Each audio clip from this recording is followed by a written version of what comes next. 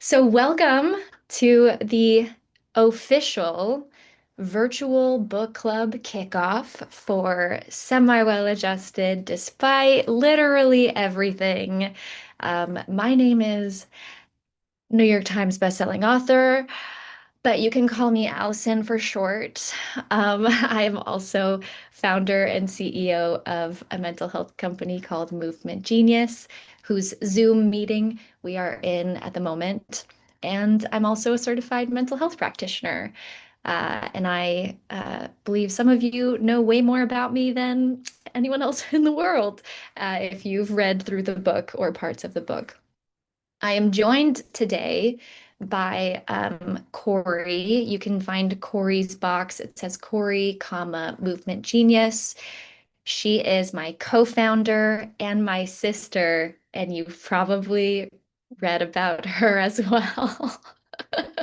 Sorry, airing our business. So we appreciate you all being here. I'll give you a quick overview of what to expect. I'll do a couple more housekeeping notes, and then we'll kick off the official discussion guide. And then I'll leave time for a Q&A. And because so many of you reached out about Movement Genius and our Artist Wellbeing Toolkit, we decided to prep some special offers and major discounts for only people who are here tonight. So we'll make sure to share those. So quickly, let's talk discussion guide. I can add this link here in the chat for us. This is the official reading guide that you can also find online. And don't worry if you can't open it. We can follow up in an email with that information. But I'll be pulling a few questions from the reading guide. And feel free to participate in your preferred way. Obviously, we process very differently and at different paces. So if you want to, you can share in the chat your responses, or if you'd like to come off mute, you can. However, a few things. If you're going to come off mute or share in the chat, this is a public space and this is recorded. So first, any disrespectful language, any inappropriate behavior, we will remove instantly. Second, to protect your identity and those identities of the people you're talking about, please share in vague enough terms that you're not disclosing anyone's personal business. And third, this book covers a lot of really complicated themes, and I'm sure just statistically, I know lots of us in here have gone through a variety of things and situations. And so I ask that you refrain from being graphic or too detailed. If you start to get too detailed, I'm just going to hop in and kindly ask you to focus on the lessons that were learned or, getting to the parts of the story that are more manageable for everyone. Um, on that note, if anything feels unmanageable, or if any topics feel triggering, overwhelming, please just pause and take a moment for yourself. You can turn the volume off, you can walk or roll away, you can figure out what you need. So please honor your needs in that regard. I like to use the three C's. I don't know if I put that in the book. It was probably in an earlier draft and got cut out because we didn't want it to be a self-help book. But the three C's can be helpful for us tonight. The first C is choice. So you do not have to participate in anything you don't want to do. This is all an invitation, and you are in your power to say yes, no, maybe, and to change your mind at any time. The second C is capacity. If you're showing up and you're like, wow, today was really long, all I can do is just watch and listen. That's totally fine. If you're feeling super energized and communicative and you want to answer every question, great. That sounds awesome as well. But honor your capacity. And then the third C is curiosity. So instead of judging our own thoughts or judging others. Let's see if we can create a space where we can explore ideas and also speak in drafts. As my friends say, you don't have to be a polished, finished product. You can figure yourself out as you go along. So those are the three C's to guide us. And I figured just before we get started, in case people have to take off early, might as well drop this really cool discount that we made. We don't really offer this anymore at all. But quickly, for those who haven't finished the book and you don't know what Movement Genius is, we have therapist-led content and live community classes to support your well-being. So we wanted anyone who is interested to be able to access a full year of Movement Genius for less than $1 a month for only 10 doll hairs.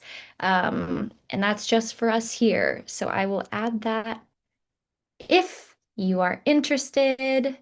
And on that note, I think we ought to get started. Yes, I see this chat flowing. Okay, so getting started. Ah, there we are. And we will have the recording also live streamed on YouTube. It should be there after. So welcome, welcome.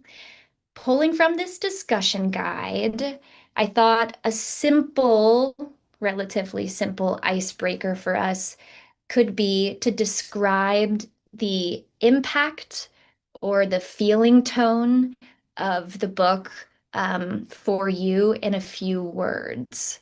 So, generally speaking, whether you've finished the whole thing or just the first chapter, if you can describe the impact or the feeling tone of the book in a few words, and I'll give you a few moments in silence to process, and then I'll come back and read some answers.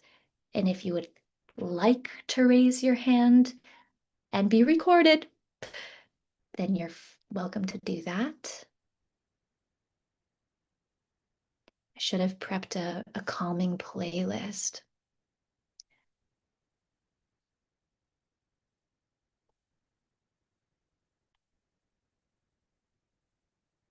Wow, 240 people. No big deal.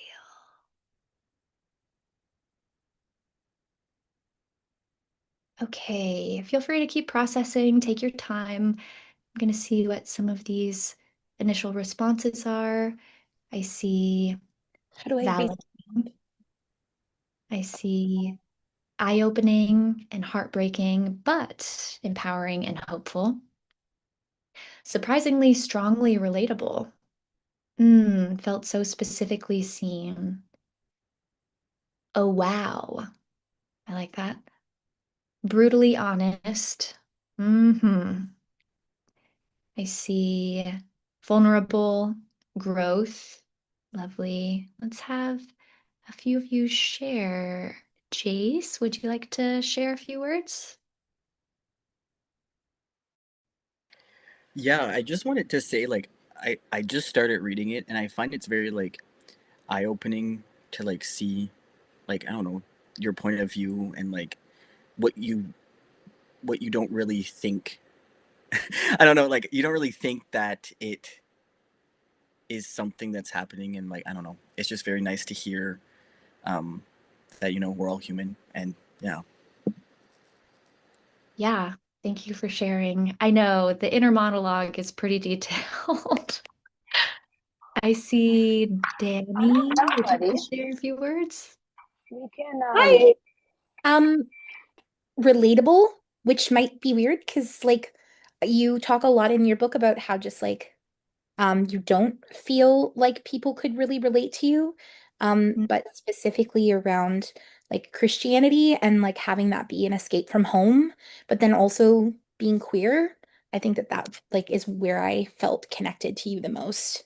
Mm. Yes, indeed. And couldn't that be its own book? Whew. When I was writing, that chapter originally was twice as long, and my writing supervisor was like, I'm sorry, Alyson, but not everyone wants to go this deep into deconstructing faith.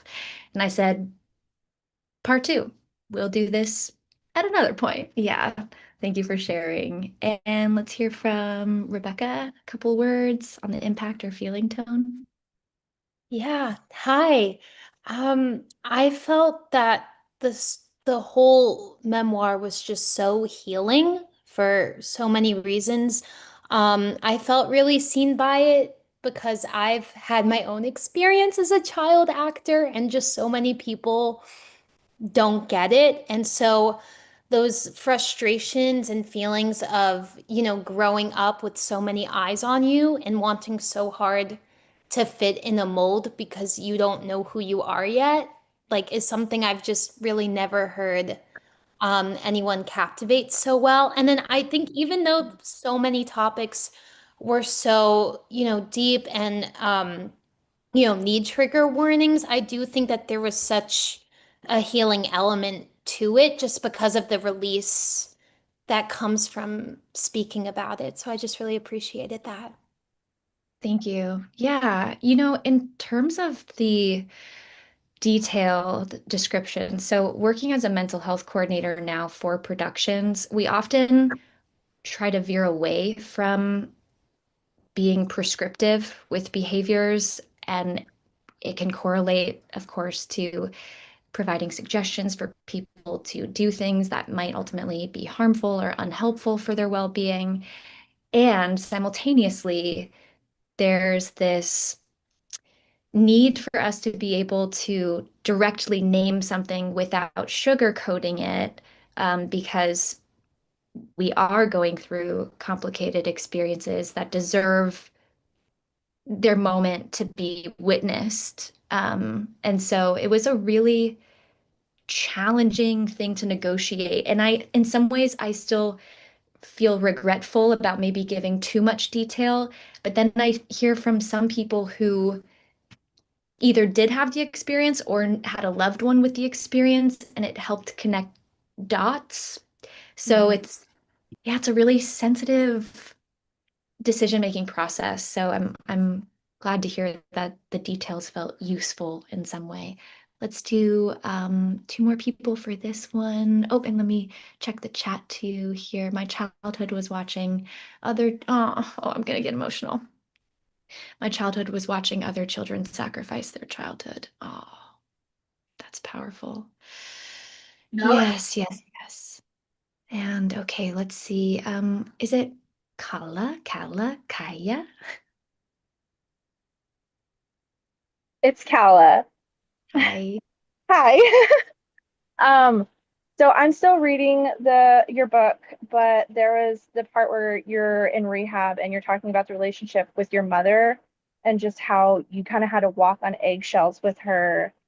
And that, like, I actually like had to take like a mental health break while reading that because I just recently went no contact with my mother for very similar things. And it's like my entire life I've had to balance her emotions and kind of weigh in where it was okay for me to have my feelings. So just like you're in the middle of this mental health crisis trying to pull everything together for yourself. And she's like, how am I going to carry on? And like that really struck a chord for me because like I have never felt so seen and heard as I was reading those words. And I want to thank you for that. Yes, it's parent, guardian, caregiver, however you identify the authority figures in your life. The dynamics are so layered. And I know that this kind of outs me a bit by sharing, but there are a couple of books if anyone is exploring um, their relationship to their parents and guardians. There's a book called I believe it's Children of Emotionally Immature Parents, I think is the title. Um, it will not apply to everyone, of course, but if that rings some kind of bell, might be worth checking out. at the end of the day, so many of our parents are children who didn't have a chance to heal either, and it's just so much has been passed down and not examined, and then just, gets projected onto the next generation. And so, yeah, I appreciate you naming that. I see a couple more words here. Searching. I love that you felt the search, because I do feel like I'm forever on an existential quest. And I see enlightening, saddened, open. Okay, awesome. Let's hear last person. I think Pancella, I saw your hand first. Hear me? Hi, nice to Hi. see you again. So I personally had to take a break literally after the third chapter. I think because everything just came all at once when, first of all, I met you.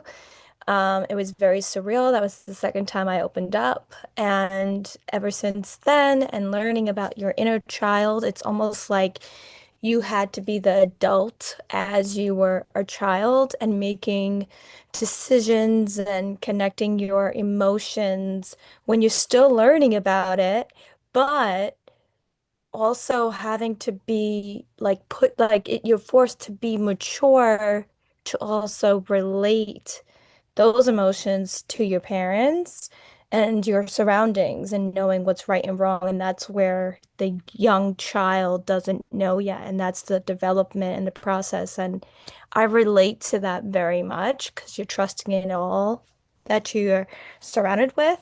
And then eventually now you're breaking all the patterns and it's not easy to be the first. It's not. And so I relate to you in that. And I just continued actually today after my first day of work.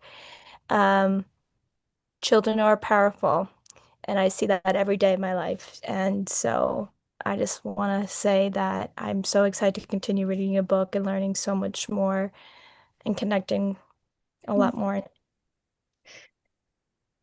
Thank you. Thank you. Yes. Yeah, I think we often assume that children's brains have the same structure as an adult's brain. But, if you've followed me, you've heard me say this a million times. We are at a different developmental stage. We cannot rely on things like critical reasoning, impulse control, differentiating fantasy from reality. And Mhm. so, really, at best, what we're doing is just trying to simulate adulthood, more than actually using the same decision-making processes to Right. understand why we're going about, things the way that an adult would.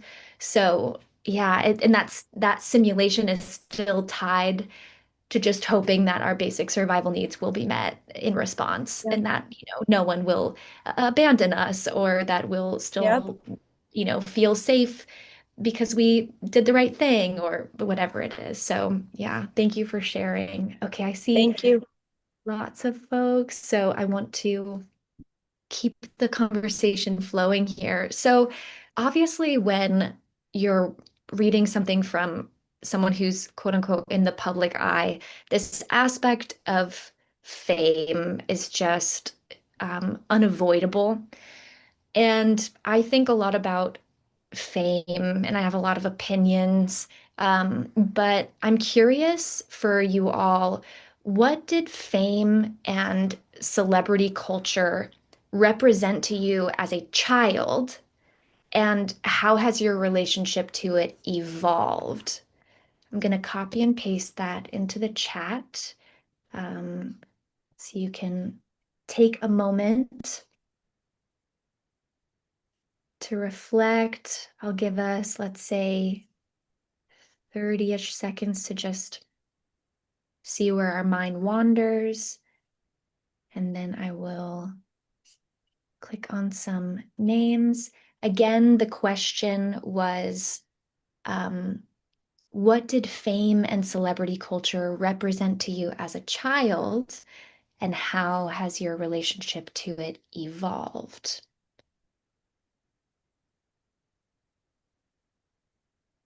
pretend there's elevator music right now. I love this song.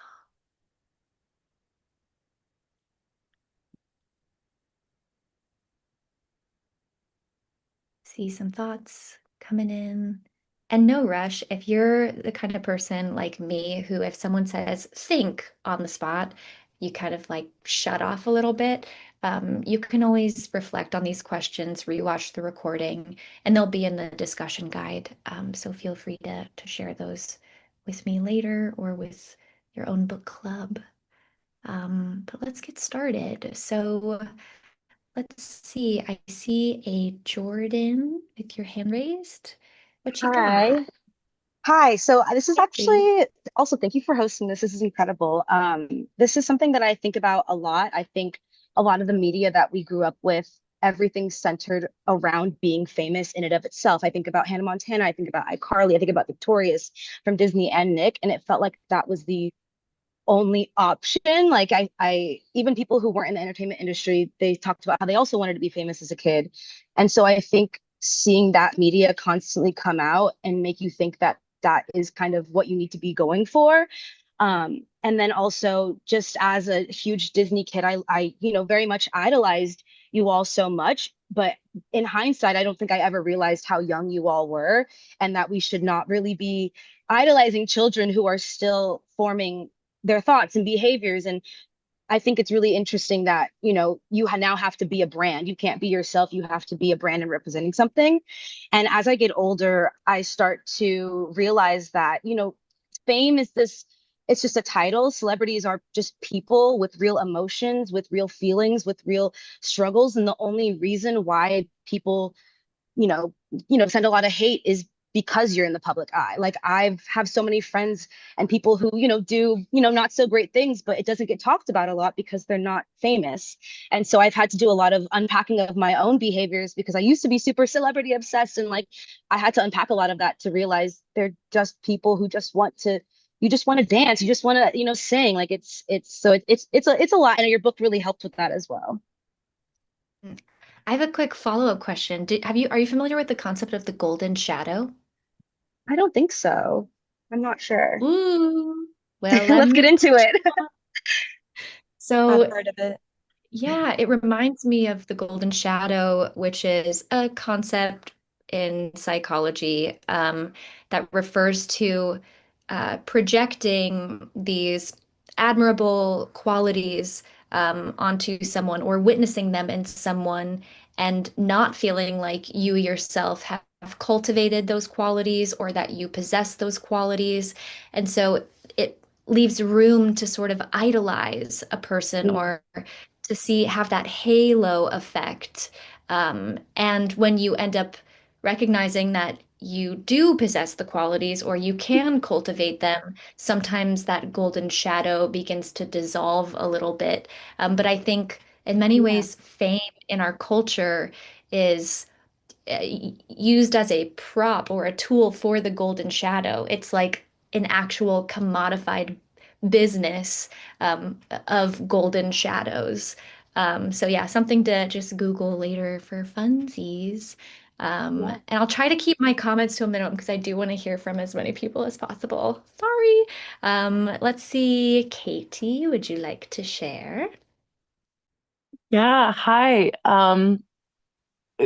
I grew up, like many of the comments I'm seeing you and all of your peers and wishing that I could do the fun things you were doing, like, I don't know, Disney, what was it, Disney Olympics, whatever that was, or Disney Channel games. Kinds of like there's this vibrancy that just looks so to a kid like the most fun you could possibly have. And now I'm a parent and I'm devastated that while we were wanting to be you, you wanted to be us. And just how incredibly evil it is that so many of you have your childhoods stolen in such an I'm like my heart is pounding just thinking about it, getting to be here with all of you also thinking about such big things. But yeah, I mean, absolutely thought it sounded amazing. And now fame beyond just child stars, fame just seems so criminal in so many ways to the human experience. And it means so much as both a parent and just someone who in general cares so much about the welfare of children to have voices like yours and like Christy Carlson Romano's and Jeanette McCurdy's, and I mean all of the people who are really speaking to the honest experience, and taking back those, rose-colored glasses to show just how much exploitation is being done to the most marginalized population there is. So thank you for your work. Thank you for your writing. And yeah.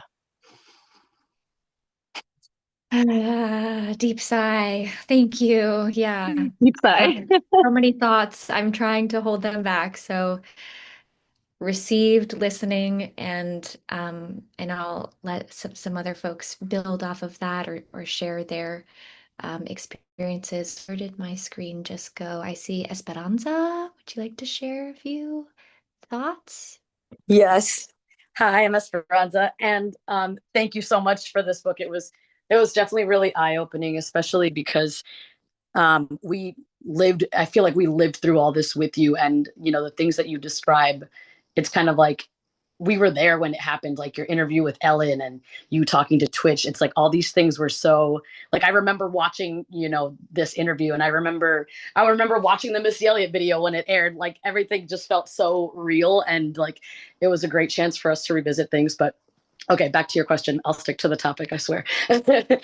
So when you were a child, I feel like you dancing brought us like so much joy and made us feel like, oh my God, like, yes, like Katie just said, like, we wish we could be you. Oh my gosh, you're so cool. Like you're in these shows and these movies. And I think at that point it was so innocent, because we just we wanted to see like more of you dancing. Like, oh, now you're in an Eminem video, and like we wanted to like see where you were going next and things like that. Like Catch Me If You Can. And so I feel like it was purely for entertainment at that age.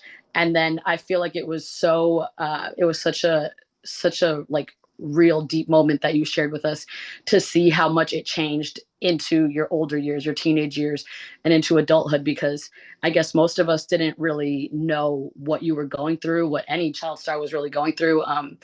Just seeing like the age of like, it wasn't iPhone, like you could just text your dad, like you just followed along with what your mom was saying, but you didn't really understand necessarily like what your dad was thinking if he wanted to see you, and you kind of like lost touch with it. So I feel like that became really complicated as you got older, because then it became more of like what is the innocence of it was gone, from like we just wanted to see you dance and have fun, to then it just became I feel like it became something so deep and dark, because it's like you weren't sure what your identity is. You felt like you were 10 steps behind, and it was really heartbreaking to learn all these things. But yeah, there was like a price. Someone is saying in the comments, like, I feel like there was a price to pay for that fame, and that's it was really it really resonated with me to learn like all these new things that you had to go through. And I'm sorry, but thank you. And thanks for being so open and candid with us, because hopefully we can do better for kids in the future.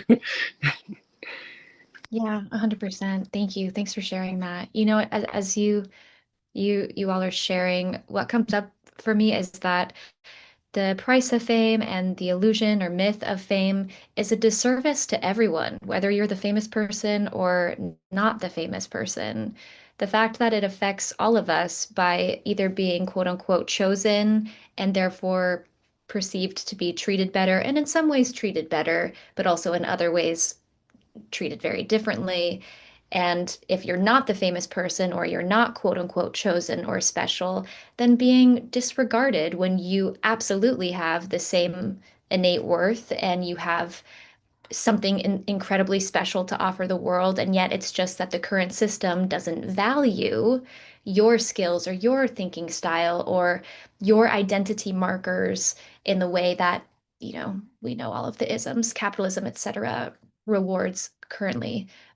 So I think about that a lot in terms of dispelling our own enchantment with fame, not only because I hope that people experiencing fame are treated better, but also so people who are not experiencing fame can know their worth in a way that is less shaped by the myth of, specialness relating to status and power and wealth and what have you. I want to go to the chat and make sure I catch up a little bit here. I see We were told fame was the ideal and that we should strive to be like celebrities and live like them. Now I realize there are a lot of downsides, and it's not even a life I would want to be living. Woo, preach, preach, preach. I see. I think it was an escape for me, a little bit that it did look like they were always having fun, but also that TV shows and such usually didn't get interrupted, so there was peace. Right. So it's what's presented. Like it was actually unfair to everyone involved that you all didn't know the full story, and that we on the inside couldn't tell the full story, because it created this illusion that led some of you at home to assume that if you could just escape from your lived experience, that things would get better somewhere over there. Meanwhile, we're upholding a veneer, so it's just interesting how that lack of transparency creates so much room for these fantasies to emerge and for us to latch on to them, to cope, to escape, whatever that might look like. I see. I would watch television to escape, yes, and laugh, um, only to grow up and realize my ideation of those child stars had a very similar or worse off life than I did. Yeah, nice. Also, quickly on the topic of fame in children's media, for anyone who wants to geek out over research, um, I'll put her name in the chat, Dr. Yalda Ools. She runs the Center for Scholars and Storytellers, and she presents research on the impact of media on young people. And she actually shows that when shows shifted away from like the Hannah Montanas and Victoriouses, and they focused on other themes like friendship or other kinds of self-development, that the rates of young people desiring fame did decrease. So that shows you how impressionable young people, but all humans are. And if we see different possibilities, we'll focus on those other possibilities. Um, yes, the people want real stories. I know. Okay, let's hear from, let's say, two more folks on this question. I see Kotara. You pronounced it right. Okay. So I feel like this is a little bit of a complicated question and one of the biggest takeaways from the book, because my home life was not comfortable by any stretch of the imagination. So fame was like this ideal thing because I thought that if I was famous, I could be loved. And that was what I wanted because I couldn't get it anywhere as a child. However, that shifted when I was an adult because of the fact that I got to choose the people in my life. And like, I am a creative and I have had like minor experiences online, because with any love, you get hate. And my relationship began shifting as I started seeing stories come out about like Britney Spears, Billie Eilish, these people who had zero privacy. Like I just went on vacation and I was able to go to the beach and do all these things. And I was like, I love music. It's what I feel called to do. It's my passion, but I feel no call to be famous anymore. I get love, I get satisfaction. I want uh, I'm not seeking that love from that place. And I know that fame has a heavy price. And I don't want that. I love this psychological journey for you and love that you recognized the core needs that fame promises to Mm-hmm. deliver on, sense of belonging and social connection and value, whatever, it depicts. And that you recognized, oh, these are needs that I can meet in other ways. And then it frees you to interact with the craft itself in a different way. So thank you for sharing that. I'm going to build on this question for the next folks if you still want to share this next part of the question. If not, feel free to put your hand down and come back for the next topic. But given all of this related to fame, I'm curious how your attitudes might be shifting toward what kind of access you feel entitled to related to public figures, and specifically, do you feel the same kind of access um, to children who are in the public eye? Like, how is your sense of parasocial relationship shifting around people who are famous, and what you believe you should get to know about them and do with them or to them? If anyone would like to build off of that. Yes, I see BGSU. Is that Bowling Green State University by any Yeah, chance? I'm Actually, sorry. I'm I a don't know. marine Right. biology student Oh, studying at BGSU, and I'm actually right off campus right now, so just thought it was a oh, simple way for me to remember what I put my name at. yes. Great. Yeah, excellent. And then don't tell us anything else about where you're located. Share other thoughts. So I, as a gender queer not individual, I really, and as an athlete, I kind of really related to your role as Sarah Baker from Cheaper by the Dozen, seeing that sporty, um, not quite feminine, but still having that girly side. And I think now, like, it gave me a role model almost as someone who I could like relate to, but still have all of the thoughts that I could have. And now, like, growing up, more, I don't feel the need to be like entitled to anyone's personal life, just um experiencing as much as I am as a university student. I'm just seeing things from everyone's different point of view, and just being able to like see it in the media is something that, like, while it's nice to have people share what they're comfortable with, it's not something I feel super entitled to, especially if it's a child. They should be allowed to share what they want. Everyone should be allowed that.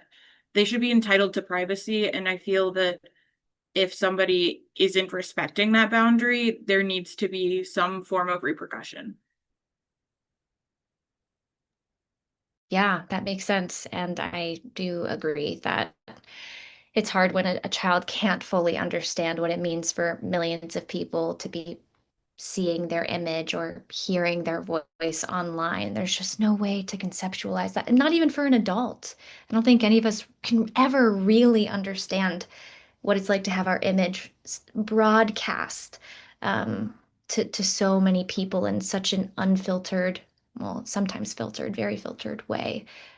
So yeah, let's build off of that. I see Jaina. Would you like to share any thoughts?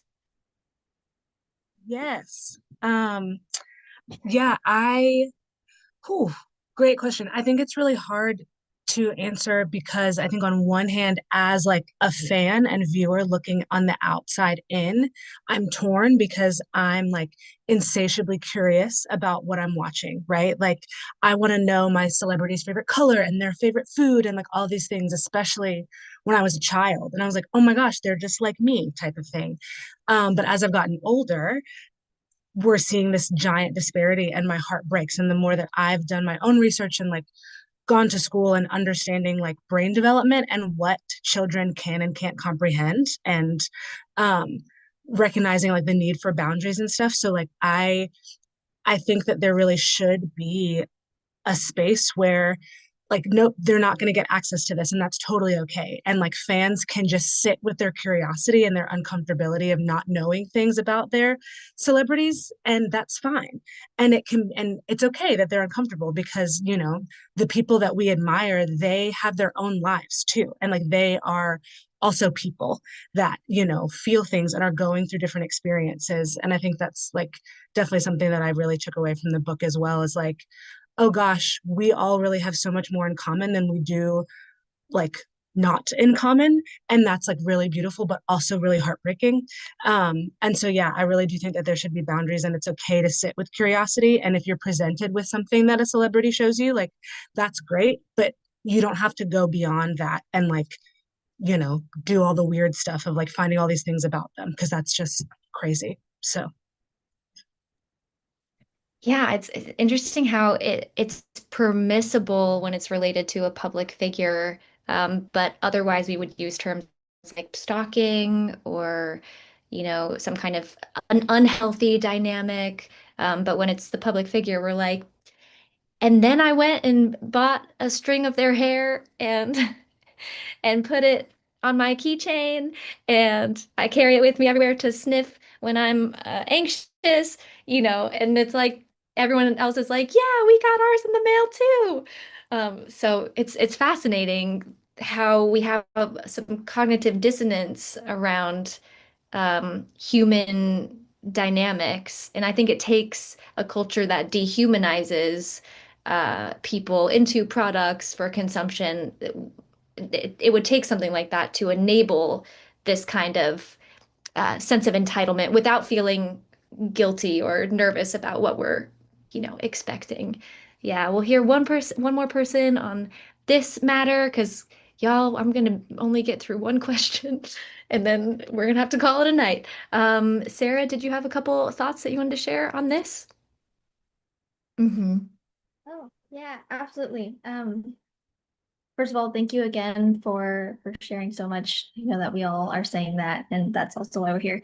But to tie off of piggy off of what Jana said, yeah, that the cognitive dissonance of like, especially when we're kids, it's like we're all wanting to be friends and seeing people on screen that feel relatable and somebody that we would want to be friends with. There's kind of that parasocial, like you're saying, Jana, like, oh, they're just like me. So um, to have guardians or parents or some community that could kind of help walk kids through like how to sit with that curiosity would be really powerful because in a lot of capacities in everyday life without having celebrities at play, there's people that we would be interested in being friends with but cannot be friends with. And it's very similar, just it's less accessible even though it feels more accessible. And so it makes me very interested to see what that would look like for all of us, with any little ones that we're around that, or even, within our own internal trials that are still trying to figure out how to sit with that curiosity on how do we, embrace and enjoy seeing someone else that we relate to, letting us all exist in our own spaces, and then also how we cultivate healthy ways to interact and relate whenever the people on the screen do disclose some vulnerabilities or peel back the curtains for us to see more of what's going on behind the scenes. And I know a lot of that is, this is just the beginning of those conversations, but it makes me more and more curious on how we can facilitate that better for, on our side for all of these child actors coming through, or even, adult actors that have been children and are trying to figure out what that boundary relationship looks like with all of us that are wanting to figure that out alongside you guys. Right, and even the children who are a part of family vlogs and children who are just interested in performing and post their things directly online and suddenly have a following. Yeah, that I'm gonna make it quick, I promise y'all. But I think something when you shared came up was we are engaging with media platforms and tech platforms that are designed to create this experience of connection. So, in that way, it is a beautiful thing that it can foster this meaningful parasocial relationship, or you can feel seen by characters and stories, and like there's beauty and goodness um, that can exist there. And what we're expertly masking is that the tech platform itself and or the media company itself still fundamentally is designed to profit off of certain things and to keep your attention as long as possible. And it's not actually a wholesome space like this where we're really wanting to listen to each other and learn from each other. So I think that's where it can get dicey is we're seeking a sense of connection, but we just always have to be cognizant of the fact that we're engaging with someone on a tech platform that's designed to be addictive, that's designed to encourage oversharing. There's not much incentive to choose privacy when emotional content is going to perform higher than other content, and when you can even share your data in exchange for free services. Like companies are saying, tell us more about yourself. We'll give you free access to the service. Now we just know all of this intimate information about you that you can never get back as your own. So I just think about how, when you're engaging with people, remember it's not just you two in the room, it's both of you and the middle platform or person or whatever entity that is. Okay, let me keep it flowing. Y'all are welcome to stay a bit longer. I will probably go a bit longer, but I also want to honor your time if you need to take off. And in case you do, let me drop this special link so everyone can get access to Movement Genius because we do these classes monthly with therapists and experts, but also you can get we have over 300 videos of stress relief techniques, mental and emotional health tools that are self-guided, similar to like a headspace or a calm, but not just meditation, a lot larger range.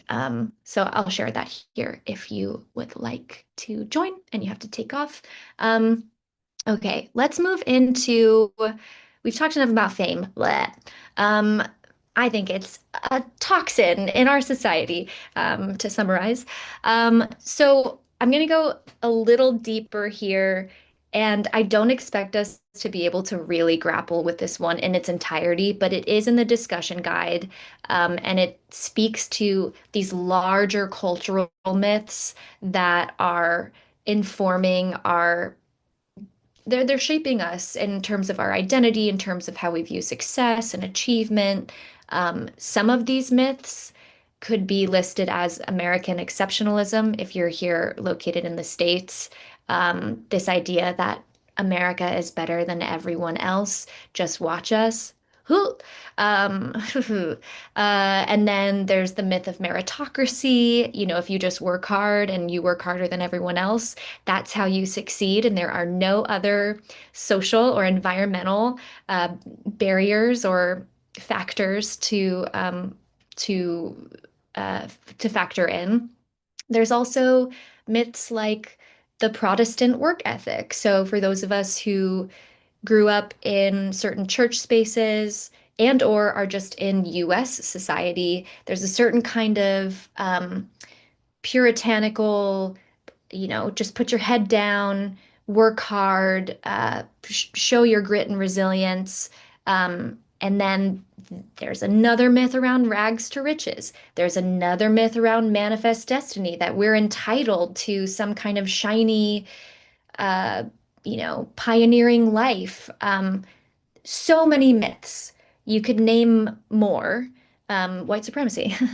You could name a lot of things. So I'm wondering if you want to take a moment to reflect on which of these myths have had the biggest impact on your daily life. I know it's a big question. And if I didn't list a myth and you want to add a new myth to the mix, whether it has an official title or not, what cultural myth seems to shape you the most, whether you like it or not? Take a moment, reflect. It's a really good question. I know the questions are, it's a Deep. 12-layer cake, so I'm just I very can't. I'm gonna say that all of this is related to colonialism. As an Indigenous person, I'm telling you right now, you have been fed lies. Yes, Amen. absolutely.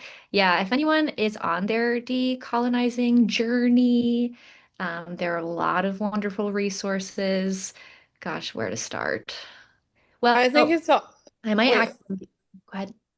I think it's really interesting too. I went to this high school, 4,000 kids in the suburbs of Chicago, which is crazy. My name's Audrey, by the way. And people would talk about test scores in the hallway, like, oh, I got a 36 on an ACT.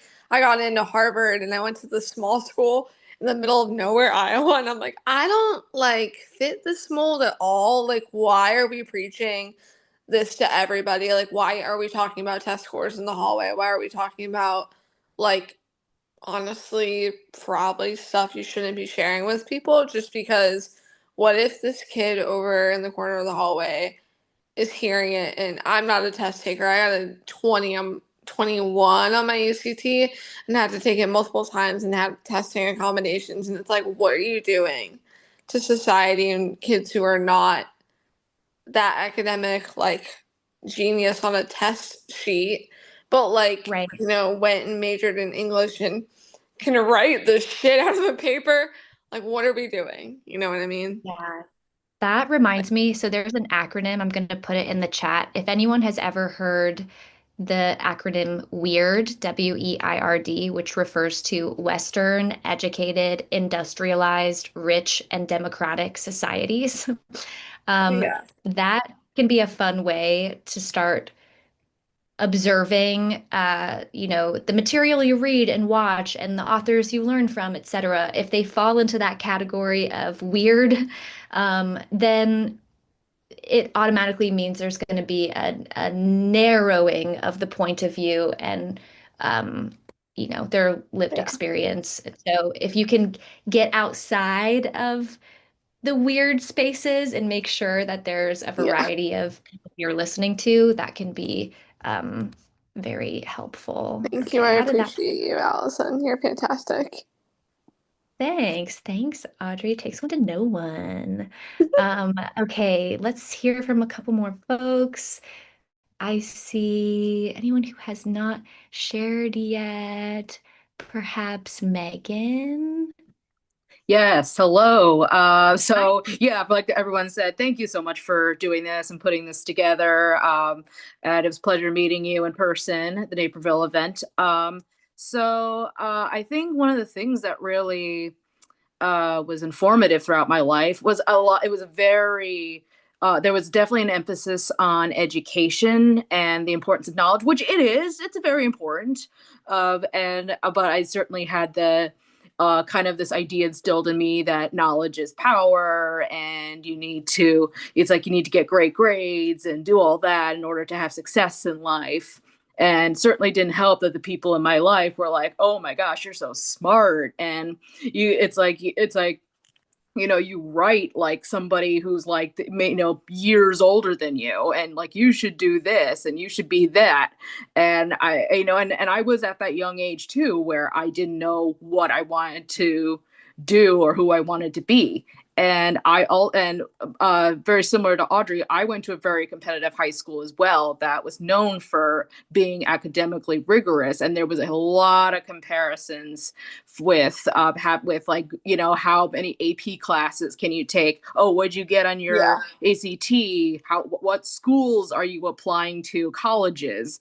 I mean, I already had my dream school in mind, and that was itself was very rigorous. And then I find out, because I thought, well, this has gotten me this far. I've worked so hard. I'm a shoo-in, and then I get waitlisted and it's like I had this talk with my mom, and she said something to the effect of like, well, certain schools have a certain quota. It's because you're Asian that you got waitlisted because they can only allow in so many Asians. And I was like, what? Because it was like I didn't think that mattered because I thought, I put the work in, that should be enough, right? And like I wasn't even thinking, oh, just because I'm not white or whatever that, or if I'm from a certain area, I didn't think that mattered. So that made it really tough. I did get in, but even so, it was still alarming to think that I could have my dream school, my chances it could have not happened. But it did take a long while to really kind of unlearn the idea of, I think the one thing that really, because I was so academically focused, that the idea that if you're academically smart, you are just smart overall. Like anybody who is not academically smart, they must be really stupid. So it took a while though, to work my way through grad school and realize that there are different kinds of smarts out there, and they're all just as valuable, if not more so. So that was something that, but yeah, I mean, but again, yeah, thank you so much for being so open about your experiences, that, um, and giving us a safe space to do this.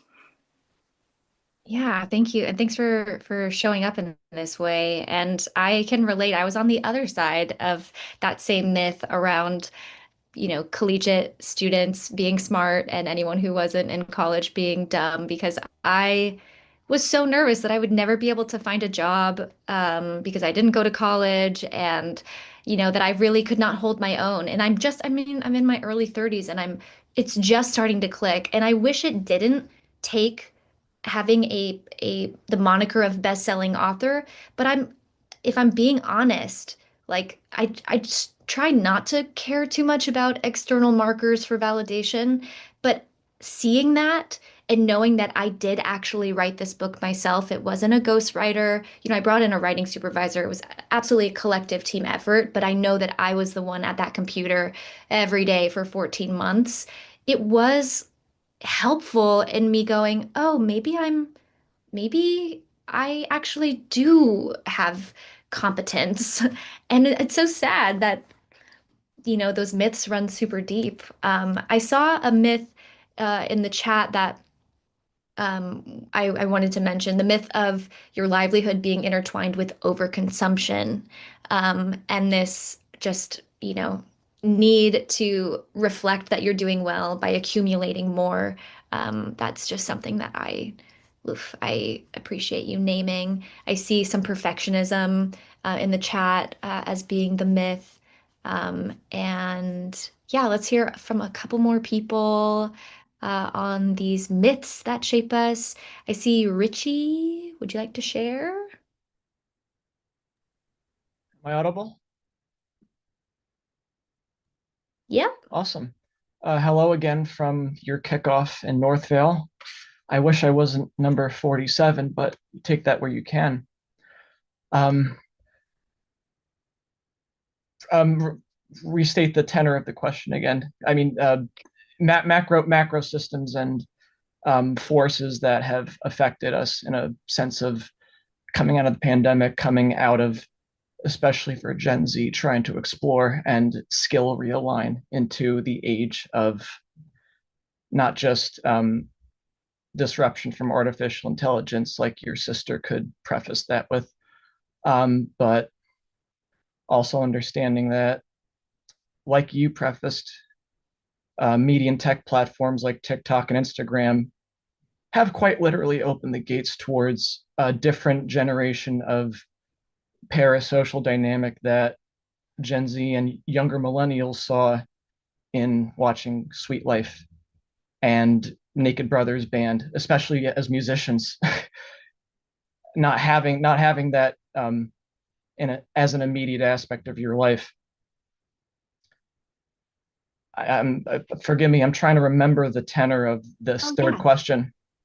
And I can help you out. And I love where you're headed already. And the gist of the question was, what kinds of stories and cultural myths or pressures have you felt are most prominent in your life path. Like for me, definitely perfectionism, definitely the myth of meritocracy, thinking that if I just work hard enough, everything Feel should like work out. margarita pizza? Is there a particular pressure or story Do you ever that not feel like you margarita pizza? found have has really influenced your life path so far? And it's also okay if you are not sure and don't know. Um, yeah, as creative young professionals, we are trying to skill realign. And like for me, I'm a video editor and Adobe expert of like a few years.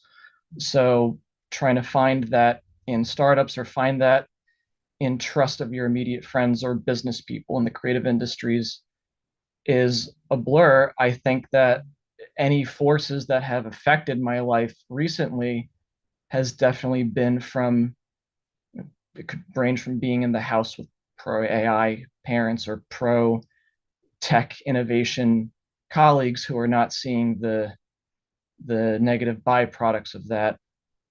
Because when we were going into 2020 back in 2019, we were, I even did acting as a side gig. You were trying to learn not just etiquette, but trying to build your skill set. And those of us who were good with cross platform media like YouTube Shorts and Instagram Reels were able to go, okay, at some point, I'm going to be intermingling with other creators, whether or not they were um, former actors or not, but there's going to be a new kind of economy. So I guess I could say that navigating that new nascent economy post COVID during all these disruptions has been the most pressing, challenging, and I'm looking for a word. No, challenging is the word, like a positive and a negative form of a challenge. That's been the most force for me. And I'm going to conclude by saying what I didn't get to say at the book signing and from the last question on how we navigate celebrities' fame. Before Semi Well Adjusted, um, I had gone to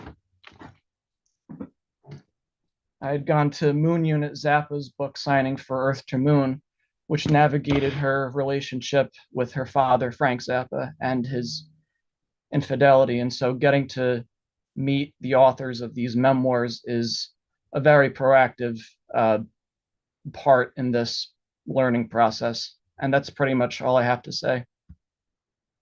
Thank you for sharing that. And something that you mentioned reminded me of the spirit of innovation myth that at any cost, and this, of course, connects to, I believe it was what Danny shared around colonialism, that it's at any cost, we will extract, we will exploit, we will do it under the guise of innovation without the proper ethical considerations, without factoring in, planetary needs, human well-being and flourishing, etc. So yes, we are all swimming in myths.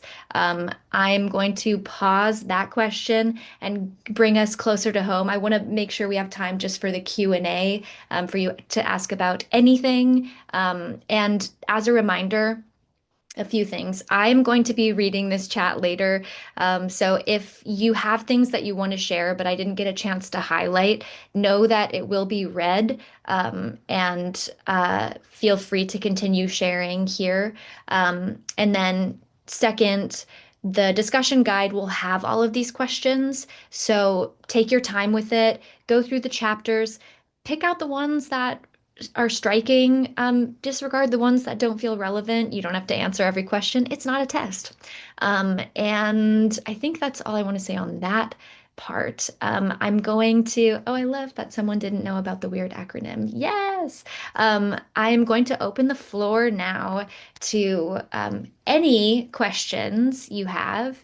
And again, if y'all have to go, I want to make sure you get the most affordable offer ever in this lifetime.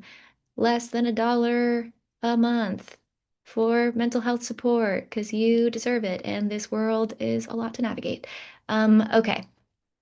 Feel free if you don't have a separate question to lower your hand. And then if you have other questions that you want to put in the chat, I'll try to keep an eye on that as well. Okay, I think I saw Rachel Roller. Is this the Rachel Roller I think it is, maybe? It sure is, my friend. Hi. Hey. I'm like, I have COVID right now, and I know I'm gonna laugh when I go. No, it's okay. When I come back on this, I was like, recording, bet, showing up as my authentic self because Alyson knows this is real brief. Alyson and I met on Clubhouse years ago, uh, talking about these very topics. And Alyson, I just want to say, like, movement genius wasn't even a thing then. And it was something that so many of us were talking about and couldn't tangibly put together. And you did, and you are, and you're doing. And I just really want to. I know we said we were going to meet up after the book tour and we haven't gotten to actually face to face, but I really wanted to be here today to tell you this because when we met, I'm going to be honest, I didn't realize it was you, like when we started talking. So I just knew you were someone who cared about people. And that's the space that we were in at that time. And so for me to then, like, we connected outside of Clubhouse and I started piecing together, like, oh my gosh, I've known who this person is my entire life without knowing them. But I got to know you first, which I feel like is such a reverse role for a lot of people. And I want you to know that, like, I carry that so deeply moving forward in life because I don't know that there are many people that see you in that way or get to meet you in that way. And I really hold that as a special space. And I want to offer that to other people to, like, truly have conversations with people that you don't know anything about them, who they are, but you share a similar care for something because it ultimately brings you together. And that's why we're all here. And you've continued to cultivate this. And I have a little recording on my phone of you going, 240 people. This isn't a big deal. This isn't a big deal. And I whisper back and I'm like, it's not a big deal, Al. But it is. Like, and I say, like, it's a big deal in all caps, but it's not a big deal, you know? And I'm just really proud of you. And I know so many people here are proud of you. And I can't wait till I get to hug you in person. So just, I don't Aw, even know that I have a question besides, thanks. how are you? Honestly. Oh, well, that's a loaded And I know question. it's loaded, but how are you? You're Yeah, happy. great You deserve to soak question. These are all the that hard-hitting. title of best-selling author. Soak it up. I don't care what, like, your inner Thank you. monologue is saying. Soak Oh, it up. Like, soak it up. I need you to yeah. just, like, that is you. That is you. That's not what anyone else has created. That not is no one else. That is no one else. That is you. And, like, you could forget Mhm. everything else and stand on that forever. And I hope you know that. Yeah. Yeah. I'm Thank like, look at all you. that. Thank you. Yeah. But yeah, I That's agree. awesome. Yeah. Thank you. And it is really sweet that um we got to interact as humans before the other story got involved. So that's refreshing to hear. Thank you. How am I doing? Quickly, to be honest, it's been really intense to be in an adult mind and body. Sorry, here's where the emotions are going to kick in. So I've done over 300 pieces of content for marketing the book. I've done over 75 interviews, over 100 total appearances. And all of this comes from out of my pocket. For those who have read the full book, you then know that there's the perception that, we're rolling in the dough, and really it's actually us hustling behind the scenes in hopes of breaking through the noise of just how saturated of a market it is. But I do believe in the book, and I think I kind of prepared myself knowing I'm going to be talking about things that are difficult, but what I didn't, I just couldn't have prepared for is having the emotional maturity now to recognize how unsafe it would have been, and I guess it was, to be the kid without any protector around. That's been really alarming because I've been in so many situations doing press for this. Like, and you name it, the people trying to get clickbait headlines, the people trying to ask, they're trying to like, while you're being recorded, ask you something that will send you into a spiral that they can then use for their content. And so the inner publicist has been fully online navigating these things, but I just realized like, oh my gosh, I was 8 when I was doing that. Like, whoa, that just should have never ever happened, at least without major guardrails. So that's been a lot to sit with. And I have some grief. But then I also feel grateful that I am where I am today, despite literally everything. Okay, let's see. I see. I know you probably have your name pronounced a bajillion different ways. Ariel. Do you have a question? Yes, I do, and I'm so glad you picked me because it actually follows what you just stated. I wanted to know because I was, I guess, in a similar mindset as you as a child to having this idealized version of fame and what I wanted from it and what I could get from it. Would you have been satisfied with your life if you hadn't pursued it? Would I have been satisfied if I had not pursued it? Hmm. Hmm. Or do you think you would have been? You know, I think what might have happened is that I still would have had that perfectionistic tendency. It just would have been funneled into academics or athletics. And I might have still, no matter what, had to go through some kind of period where I needed to reflect on what was driving that kind of perfectionism. Um, I thought what you were going to ask was, do you think you would have been satisfied if it worked out in the way that you hoped for? And so I also want to answer that Oh, please. version. And I, I kid you not, it took until just a few years ago to fully settle into this. But I think I would have been quietly so miserable. Um, but I might have been stuck thinking that like you just got to close the loop until you make it. Like you just got to keep trying, just one more. It's going to pay off. It's going to mean something once you get there. So I'm actually really grateful that my health deteriorated, that, I started having other experiences that forced me to listen to the deeper values that were underneath all of the pressures. So no, I don't think I would have been.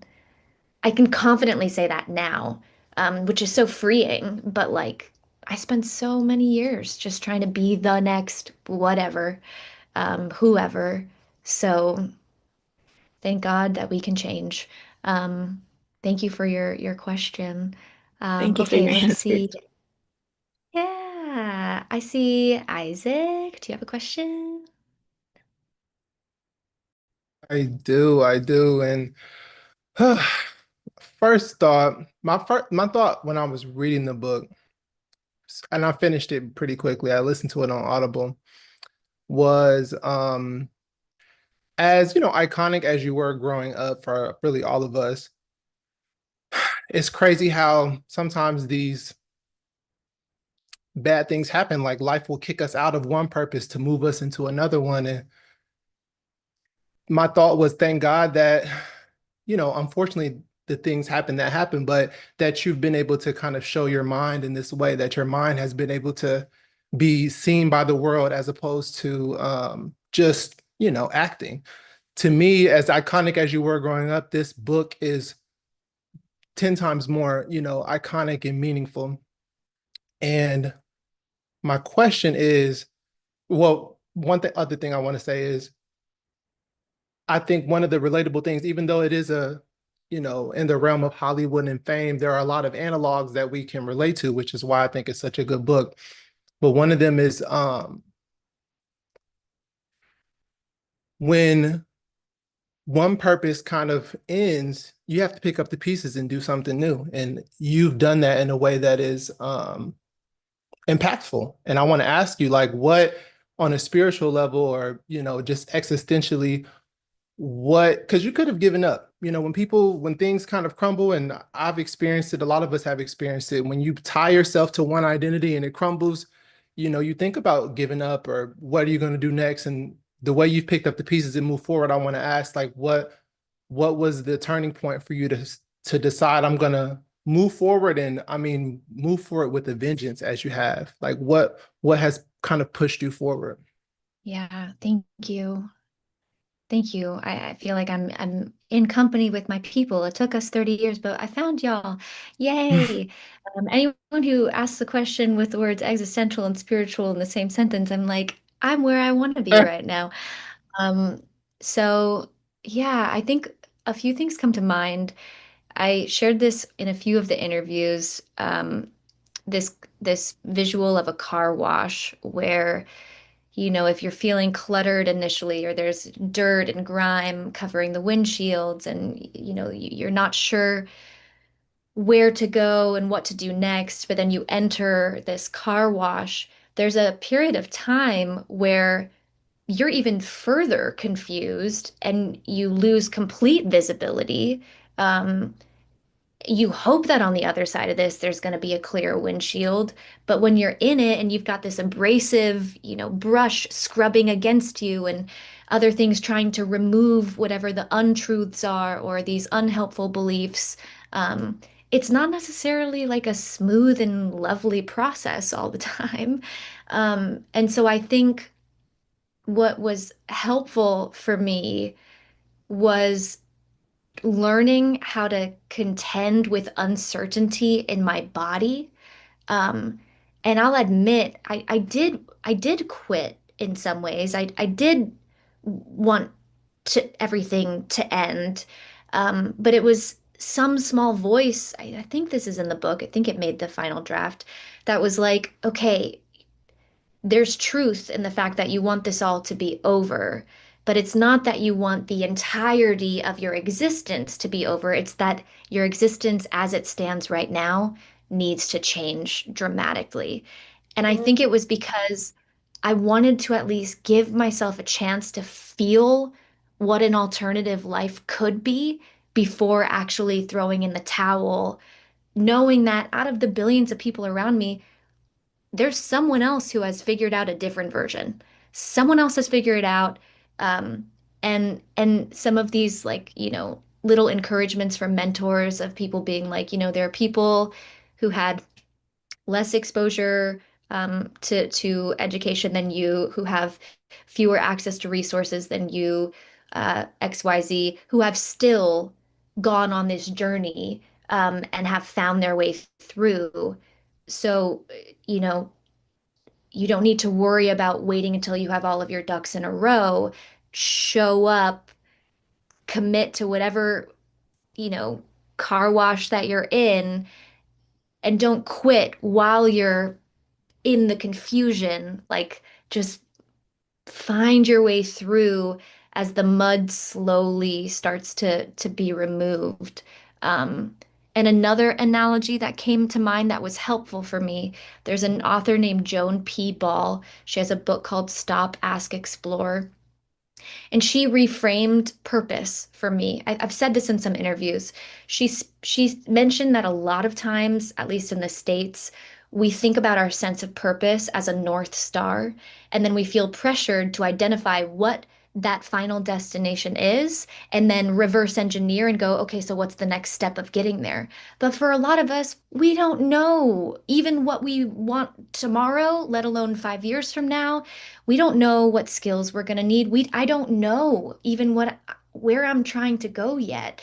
And she said you can reframe purpose as a constellation of stars where you're going to bounce from one star to another and you're going to make sense of this as you go along. It's going to be an emergent process as opposed to this linear decision around seeing the end and then reverse engineering it. And that was really liberating for me. I realized like, okay, I actually don't know where I'm headed. All I can see is that I have an interest in the mind-body connection. Let's see what happens if I lean in there. And now we're 7 certifications later, but if you would have told me that I would have 7 certifications, I would have felt overwhelmed by that. And I would have been using my brain from the past to try and reverse engineer my way there. I have changed with every step. So I think that kind of emergent process of purpose um, was helpful in undergoing such a deep shift. And I mean, I could speak about this more, but that was long-winded. So let's see. Let's do maybe we'll close it out in 4-ish minutes. So maybe one more question. And if you have more questions, um, I'll defer to Corey and see if we're sending a follow-up email or not. If we do, um, then you can respond with a question there, and I'll try to get back to a couple of folks. I will not be able to answer everyone, so I'm setting that expectation right meow. But throwing this link one more time in the chat, because then we can hang out more and take care of ourselves together. Let's do, I see some final hands. I don't like choosing. This is not cool. I'll just go with the person who's first on my screen. But I see an Alu?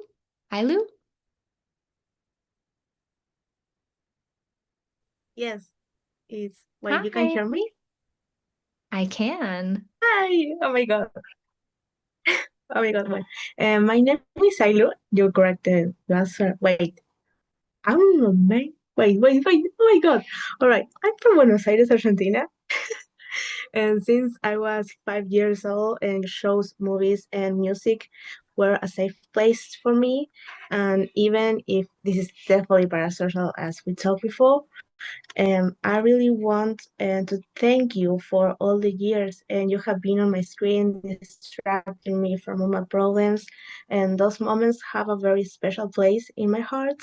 As a fan, I'm proud of everything you have achieved, and because you are a wonderful soul and you truly deserve happiness.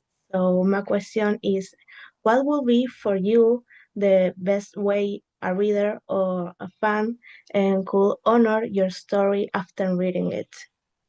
Oh my gosh, what a powerful question. Thank you. That brought tears to my eyes. Wow.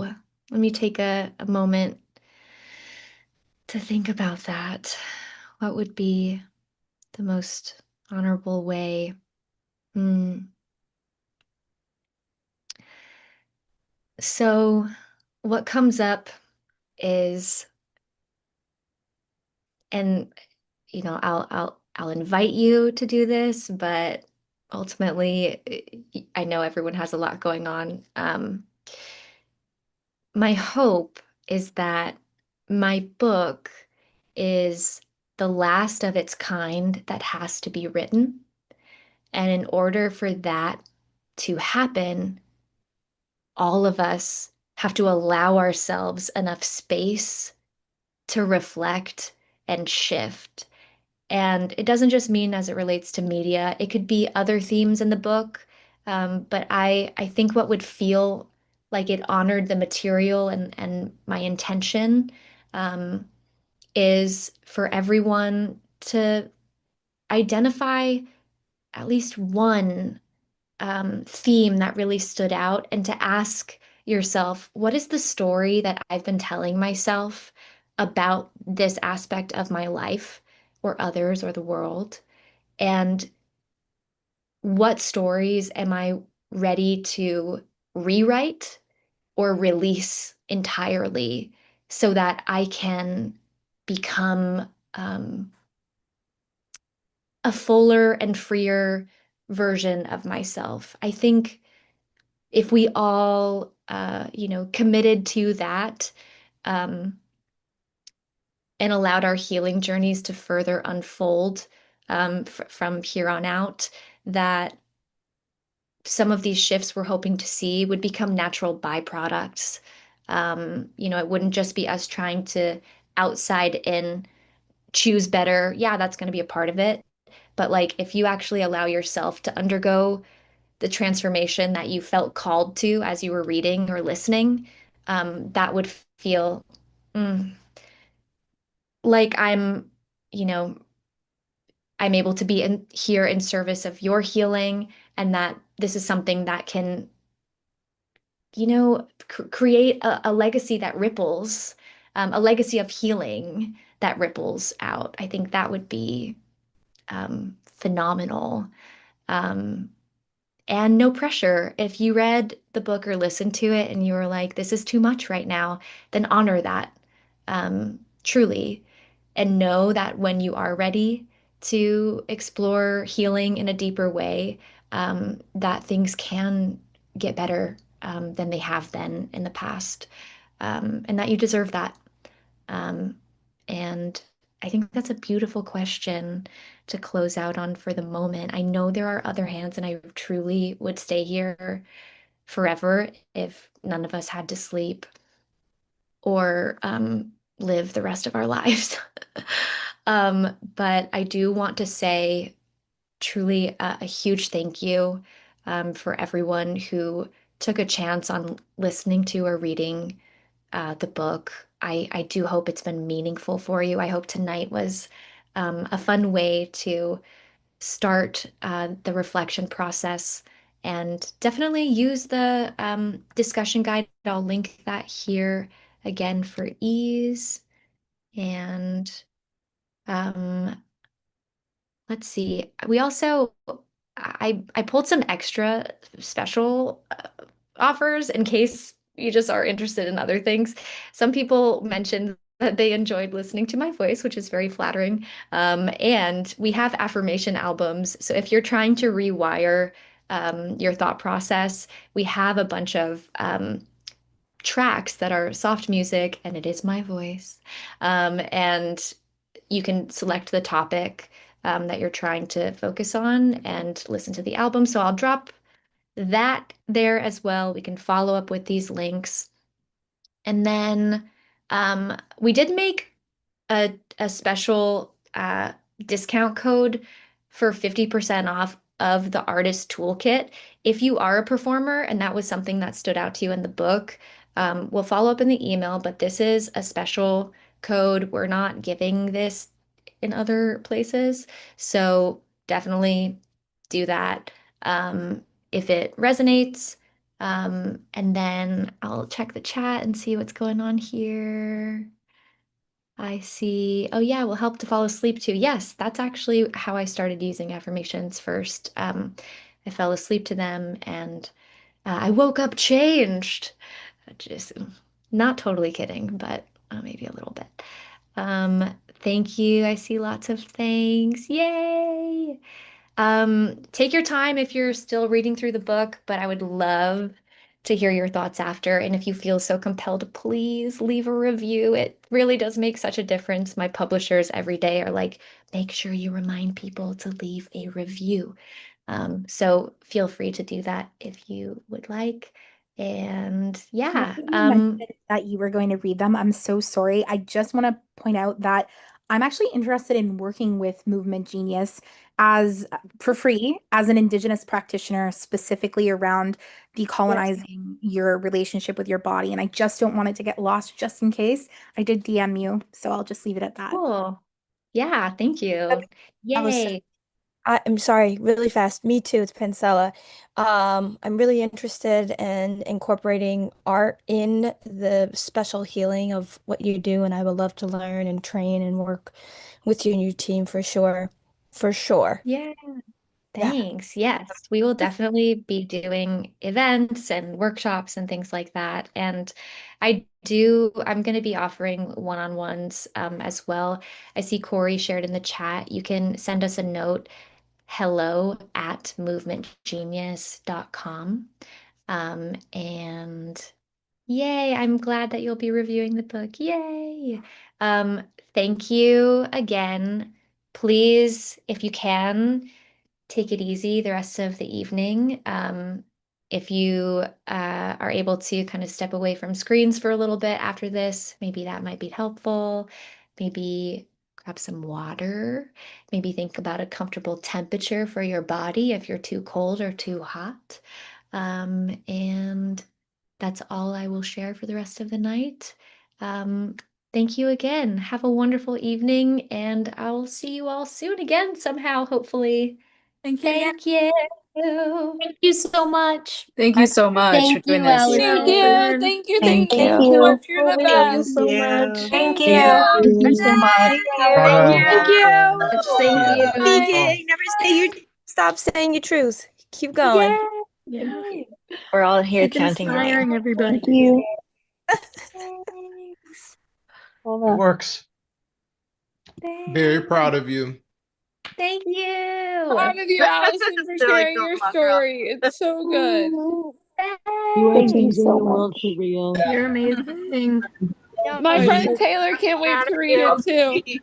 Yay. Some losers say. You gotta swim those hips, right? Yeah. Thank you for doing this. So Thank much. you for sharing your truth, Allison. And if you don't have the right insurance, you can be paying for this yourself. It's